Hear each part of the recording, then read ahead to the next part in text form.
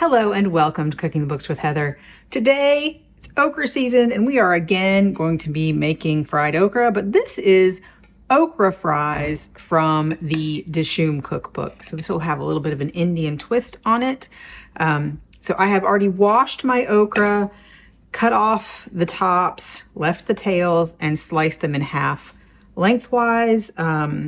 If they're really large, you'll want to slice them into fourths, like slice them in half again this same way.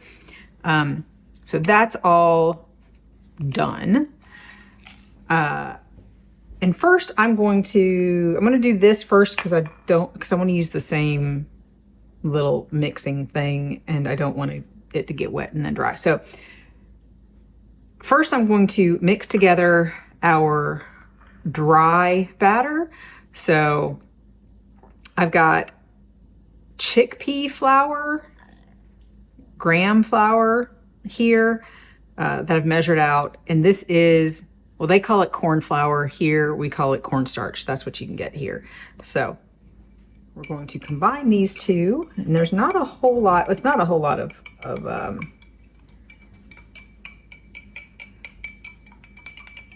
okra, actually. It's a relatively small amount.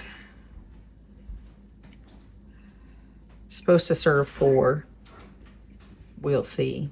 I think my family generally wants more.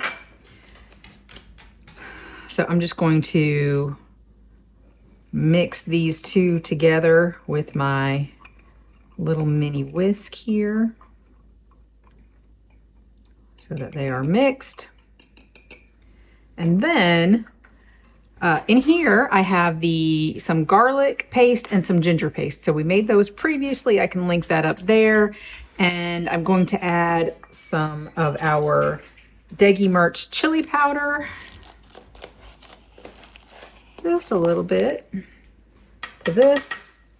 And then I'm going to go over to the sink and I'm going to add some water. So a specific amount, but we're going to add some water to make this liquidy. So now we're going to mix these together to sort of get that all, I don't know, together. Just a single liquidy thing. And we're going to add this to the okra and mix it well to make sure that they are well coated. So this is going to be what makes our dry ingredients stick.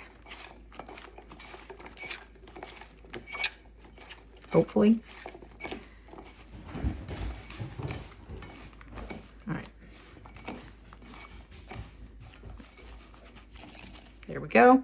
And now we're supposed to sprinkle this over and toss very gently to coat. So I'm going to put about half of it on there and toss it.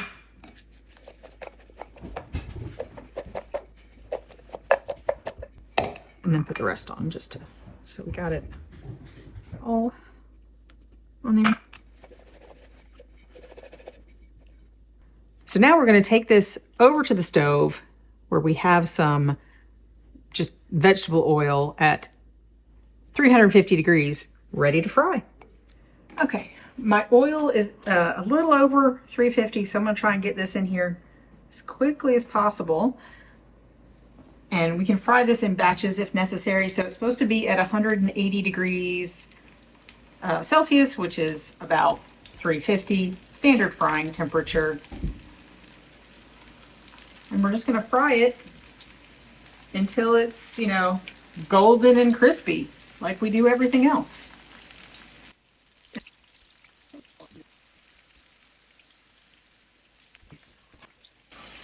I have a paper towel lined plate ready for when I think these are done.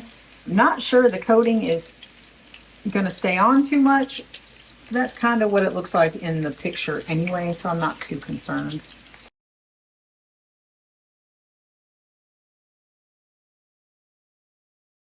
I think this has been close to 10 minutes, but I'm calling it done, so we're going to put them on our paper towel lined plate.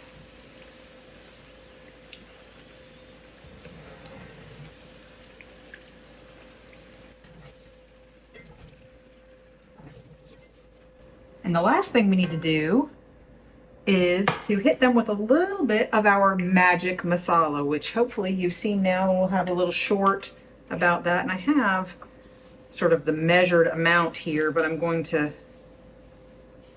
because there's no other salt in this except for this, which is, a finishing salt. It definitely needs it. Now, it says to serve this immediately. We're going to finish up the rest of our dinner. I'm going to stick this in the oven on warm. I'm going to take some pretty pictures, and we'll let you know what we think in just a minute. On this episode of Cooking the Books with Heather, you watched me make okra fries from the Dishoom cookbook. We've made fried okra many, many different ways. So this method was, cutting the okra in half or in quarters if they're very large, and frying them not whole, but like that, which is a lot like the Poole's Diner method, I believe. However, that used cornmeal, where this uses a combination of corn flour, which is cornstarch, and chickpea flour. Not something that, a lot of people here have in their pantry, but luckily I did when it came time to make this.